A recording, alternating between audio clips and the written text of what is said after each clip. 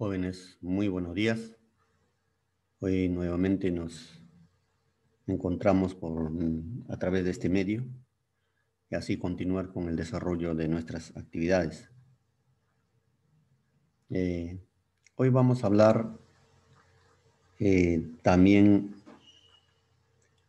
eh, sobre la literatura en el siglo de oro español, es decir, teatro en el siglo de oro español. Antes de comenzar a hablar sobre el teatro, no podemos dejar de lado eh, hablar un poco sobre el máximo exponente del teatro español en España, Félix Lope de Vega, llamado por Cervantes el monstruo de la naturaleza. Es considerado por las críticas como uno de los mejores autores que nos dio el barroco español. Su vida aventurera, así como su gran cultura, le permitieron desarrollar novelas pastoriles, poemas y con gran maestría obras teatrales. Mantuvo múltiples relaciones amorosas. Helena de Osorio, la Filis de sus versos, Isabel de Urbina, Antonia de Trillo, María Luján, Juana Guardo y la famosa Marta de Naveres. Esto no le impidió participar también de experiencias militares junto a la famosa Armada Invencible, ni tampoco lo apartaron de sus ansias por la cultura, por lo que siguió estudios de filosofía, humanidades en la Universidad de Alcalá.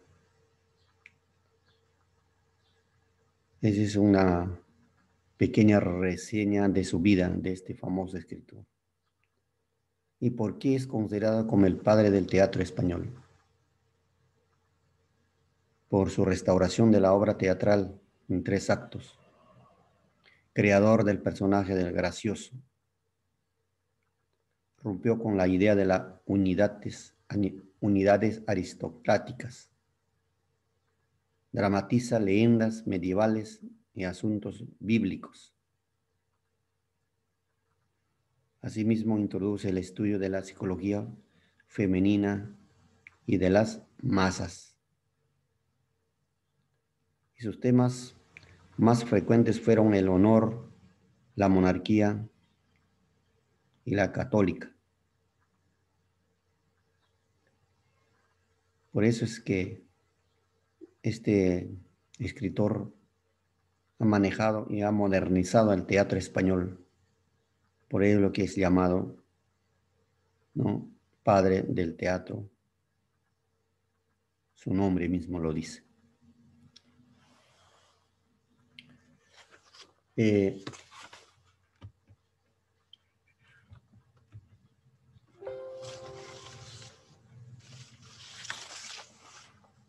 teatro español del siglo de oro español, valga la redundancia, se remonta al siglo XII, es decir, su origen, en que aparecen los autos y misterios. La pieza teatral más antigua se llama El auto sacramental de los Reyes Magos. Los autos eran representaciones que hacían en los interiores de las iglesias y posteriormente se representaban en las plazuelas o mesones y tenían un carácter bíblico. De esa manera surge el teatro español, más o menos en el siglo XII.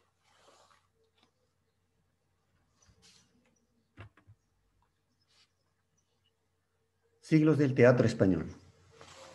Siglo pre-lopesco, coinciden con las primeras manifestaciones populares y que reflejan a los precursores del teatro. ¿Quiénes fueron los representantes de este siglo? Juan de Encinas, patriarca del teatro español; Lope de Rueda, creador del teatro cómico; Miguel de Cervantes, recoge toda una tradición popular. Luego tenemos siglo lopesco. Aquí ya el teatro llega pues a su más alto esplendor, ¿no? En esta etapa se asientan las bases de un teatro auténticamente español. Esto quiere decir que anterior a ello, es decir, en el siglo prelopesco, todavía ese teatro creaban, todavía tenían cierta influencia de otros países. En cambio, en el siglo lopesco, ya el teatro es neto español, ¿no? Por eso dice, haciendo la base de un teatro auténticamente español. Característica era nacionalista y religioso, ¿no? Se prescinde, pues, es decir, elimina de las influencias clásicas. Se adopta el verso como instrumento de diálogo.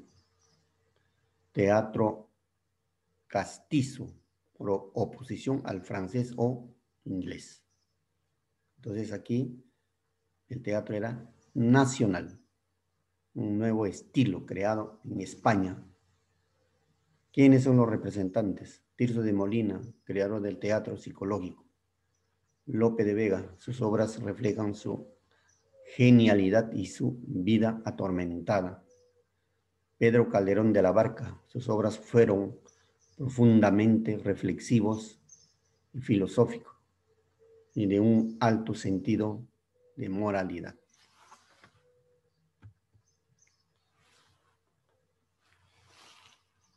Ahí tenemos Lope de Vega, ¿no?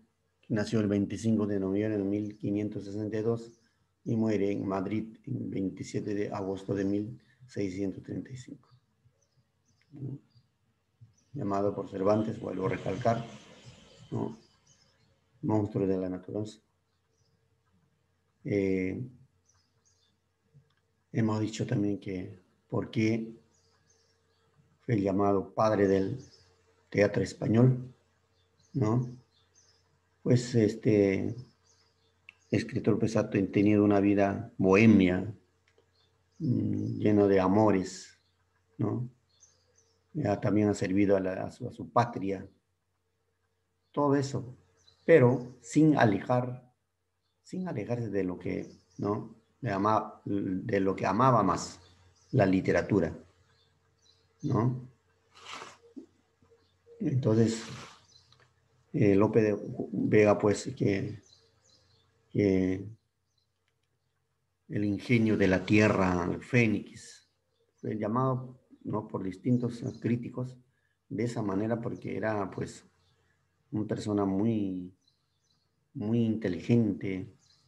Ha escrito un sinnúmero de obras literarias, ¿no? Teatro, comedias, ¿no?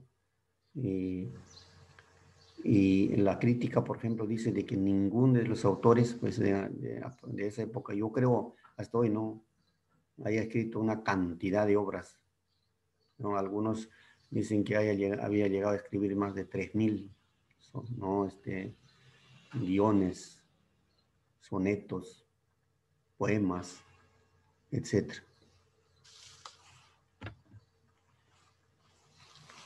Su producción literaria de Lope de Vega.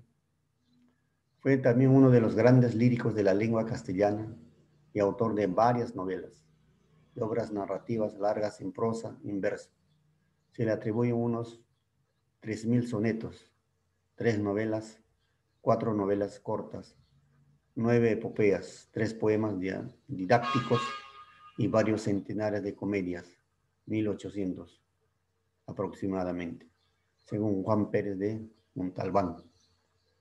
Entonces, aquí podemos agregar, por ejemplo, una anécdota de que Siempre se reunían con sus colegas, con sus literatos, ¿no? Con los literatos, ¿no? Allá en España. Siempre los poetas son bohemios, los literatos son bohemios, siempre tienen lugares de reuniones. Entonces, sus compañeros le decían de que veían una dama muy bella, entonces decían, dedícate un poema. Entonces él lo hacía al instante, y no necesitaba corregirlo, era perfecto. Se dan cuenta, mira, para escribir 3.000 sonetos, o sea, 1.800, ¿no? Comedias, tiene que ser, por eso algunos dicen de que al año creaba más de 30, 40 obras. Por eso es el monstruo de la naturaleza, ¿no? El ingenio, ¿no? ¿No? Entonces, es una persona muy talentosa, muy intelectual, que ha dejado un legado muy importante en España, ¿no? Sus principales obras tenemos Lo fingido y lo verdadero, El mejor alcalde, El rey, El caballero de Olmedo, Fuente Ubijuna, Periñavese, El comendador de Ocoña, Líricas, rimas sacras, La dragotea, Romancero espiritual, La Filomena, narrativas, La Arcadia, La Dorotea, La hermosura de Angélica, Jerusalén conquistada, La Gatomaquía. Son principales obras de, de este famoso escritor Lope de Vega. Ahora vamos a hablar sobre una de sus obras de él, ¿ya? Una de sus obras que también tiene un carácter, pues, social, carácter político, que de algún modo hace ver eh, el abuso ante, ¿no? El abuso que cometían las autoridades, ¿no? Impuestos por la corona española, ¿no? ¿No? Ante la ausencia, ante el desinterés de la corona española, pues sus vasallos o sus autoridades cometían abusos, ¿no? Eso es lo que nos hace ver, por ejemplo, en esta, esta obra dramático, que no está dentro del género dramático, ¿no? Una drama, ¿no?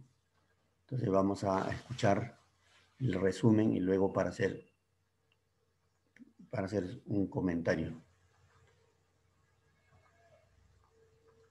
En la obra se nos presenta a Fernán Gómez, que recientemente ha sido nombrado comendador mayor de la Orden de Calatrava, que tiene jurisdicción en la villa de Fuente Ovejuna. Ahí es donde se queda a la espera, junto a sus amigos Ortuño y Flores, de que lo llame el maestre en Almagro. De hecho, se queja de que el maestre no lo llame, dice que es porque este es joven e inexperto. Al final lo reciben y el comendador hace alarde de que el maestre está ahí gracias a él. El maestre decide participar en la guerra civil que sucedía en aquel momento entre los que seguían a doña Juana y a su esposo Alfonso V de Portugal y los que seguían a los famosos reyes católicos Isabel y Fernando. Luego conocemos a Pascuala y Laurencia en Fuente Ovejuna, quienes se quejan del comendador. Al parecer este es un tanto cuestionable en su modo de seducir mujeres, entre comillas. Laurencia jamás se dejaría seducir y Pascuala es un poco menos fuerte y dice que no podría resistirse. Mientras ellas hablaban, aparecen tres hombres que hablan del amor: Mengo, Barrildo y Frondoso. Acá se discute de una manera filosófica justamente el amor. Luego se cuenta que el maestre de Calatrava y el comendador están por conquistar Ciudad Real a favor del rey de Portugal. El comendador al final es victorioso y festejan. Cuando está terminando las fiestas, el comendador hace parar a Laurencia y Pascuala con intenciones sexuales. Sin embargo, ellas logran escapar. Fernán Gómez queda enojado. Fernando e Isabel se enteran de la toma de la Ciudad Real y sobre Fernán Gómez. La reina dice que hay que reconquistarla rápido porque es clave para pasar entre Andalucía y Castilla. Frondoso le dice a Laurencia que la ama, pero ella no le da mucha atención. Aparece el comendador y le pide a Laurencia que acceda a tener relaciones con él, que no quiere utilizar la fuerza. Frondoso a todo esto se había escondido. Laurencia se niega y el comendador se muestra violento. Entonces está a punto de violarla y sale Frondoso apuntando con su ballesta. Laurencia huye, pero también lo hace Frondoso, y el comendador queda furioso, deseoso por venganza. Segundo acto. Nos encontramos de vuelta en Fuente Ovejuna. Esta vez se habla sobre la importancia de la imprenta y la educación. Barrildo, el alcalde Esteban y un regidor conversan sobre esto y discuten. En eso aparece un tal Juan Rojo y un labrador que traen las noticias de cómo el comendador trató de violar a Laurencia. El comendador aparece y le exige a Esteban que castigue a su hija, dado que ésta no accedió a sus demandas. El alcalde, sin embargo, no cede y pide respeto por los habitantes de Fuente Ovejuna, quienes apoyan a su alcalde. El comendador se enoja, los ofende y luego hace alarde de las mujeres que conquistó, de vuelta entre comillas, y de quienes serían deseables en el pueblo. Aparece un soldado, Cimbranos, que avisa que Ciudad Real está siendo tomada por los reyes católicos y que deben luchar para impedirlo, pero rápido. Laurencia ahora ama a Frondoso, pero este no se quiere ir de Fuente Ovejuna.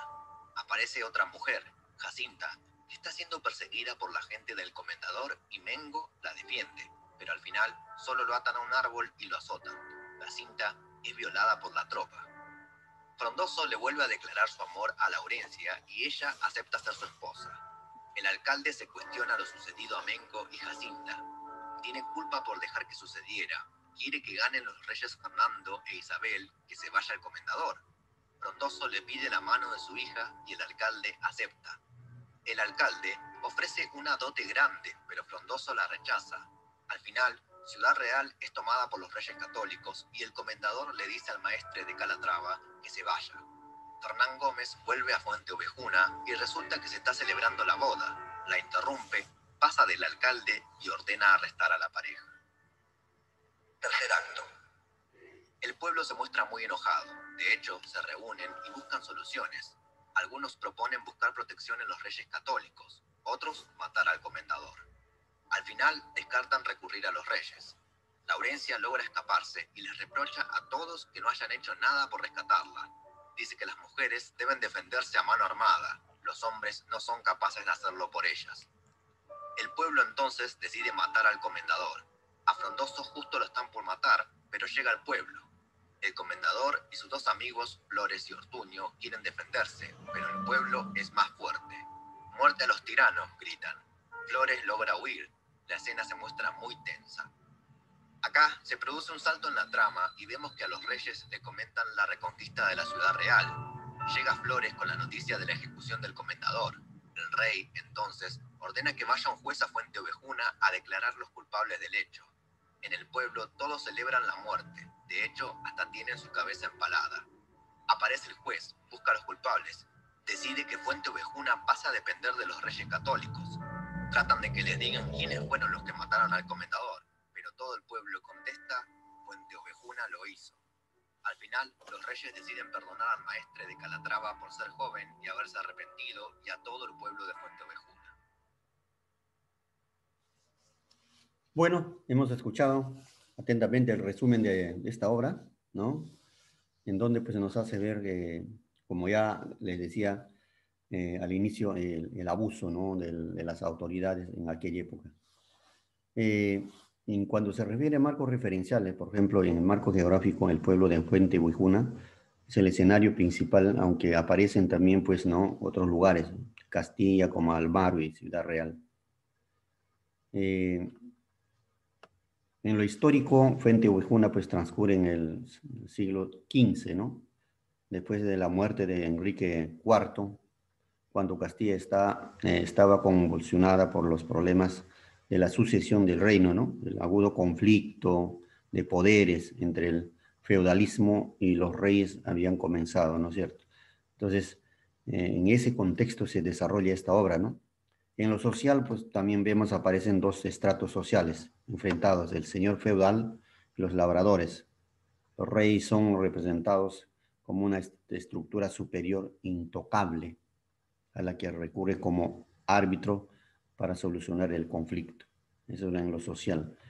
También nosotros sabemos de que la corona española, por ejemplo, en época colonial eran como un dios, ¿no es cierto? Entonces, estaba ciego allá, no se daban cuenta que esos vasallos, que su gente, pues, abusaban, cometían las injusticias inhumanas, explotación, asesinato, etcétera, ¿no? En lo espiritual no podemos decir de que clima conflictivo, ¿no? Producto del avasallamiento de los derechos de los hombres del pueblo. O sea, el pueblo no tenía derecho, no tenía ni voz y voto, ¿no? Eh, Ese es lo que en el aspecto de referencial de esta obra dramática, ¿no? Que nos hace ver eh, que está dividido en, ¿no? Desde el punto de vista del contenido en tres actos. Nos hace ver, ¿no? Que el enfrentamiento social entre el comendador y sus vasallos aledaños, en este caso, el comentador, ¿no? Fernán Gómez y el pueblo de Puente Ovejuna, ¿no? Después de ver tantos abusos, ¿no? Tanto maltrato, las violaciones de sus mujeres, pues el pueblo se levanta, ¿no? Entonces podemos ver también, por ejemplo, el amor que se da notar entre el laborense y frondoso, la pureza de la campesina frente a la, ¿no? Distorsión de valores de la, ¿no? De lo urbano, ¿no? El honor y la honra, la justicia feudal y justicia real, ¿no es cierto? Entonces, aquí pues cuando el pueblo mata al comendador, pues hubo una injusticia, dieron razón al pueblo porque el comendador pues se comportaba muy mal, ¿no? Con el pueblo, abusaba a sus mujeres, como ya hemos dicho, ¿no? Entonces acá también juega un papel fundamental la valentía, la entrega, defensa de su honor laurencia, ¿no? ¿No? Ella no se escapa, se queda ahí para luchar con esta injusticia social, ¿no? Y bueno, y los personajes, ya hemos dicho, ya, podemos dividir de la siguiente manera. Personajes no están diferenciados de la siguiente manera, ¿no? Los nobles, eh, eh, también podemos, por ejemplo, entre los nobles están el comendador, el maestre de Calatrava, Laurencia, Juan Rojo, Esteban, Alonso y otros. Los villanos también están ahí, Ortuño, Flores, Pascuala, Mengo, ¿no es cierto? ¿Ya? Entonces, ya hemos dicho que Fernán Gómez, pues, se caracteriza, no es un comendador de la orden de Calatabra, ¿no? Bajo cuya jurisdicción se halla la villa de Fuente Ovejuna, antagonista del drama, hombre ambicioso, que abusa de su autoridad, que abusa de su poder, utiliza para su beneficio personal, es enemigo político de los reyes, ¿ve? Entonces, todas esas cosas que nos hacen ver, nos hace ver de que Lope de Vega ha plasmado en esta obra, ¿no? Y que nosotros lo podemos rescatar un mensaje es que una persona que por más poder que tenga no debe abusar, porque para una autoridad hay normas, ¿no? Tiene deberes. Más bien una autoridad debe defender al pueblo, ¿no? Debe defender a sus vasallos. Gracias a ese pueblo existe, ¿no es cierto? Pero era al contrario, ¿no? ¿No? Se valía de su poder, de su autoridad, de ser a una autoridad y abusaba. Eso no se puede aceptar en ningún lado del mundo, ¿no? Y aparte de eso, pues, Gente Buena es una clara demostración de que eh, cuántos, ¿no? Cuántas injusticias, cuántos abusos cometen las autoridades valiéndose de su poder, a pesar que son elegidos por el pueblo, ¿no? En el Perú nomás vemos la injusticia, el abuso, a congresistas que cortan el sueldo a sus trabajadores, congresistas que maltratan a las mujeres, congresistas que roban. Todas esas cosas de algún modo nos hace ver esta famosa obra Fuente Ovejuna. Bueno, jóvenes, eso ha sido todo. Si hubiese alguna duda, vamos a aclarar en horas de la tarde. Por favor, se les recomienda leer los textos que hay en sus libros. Muchas gracias.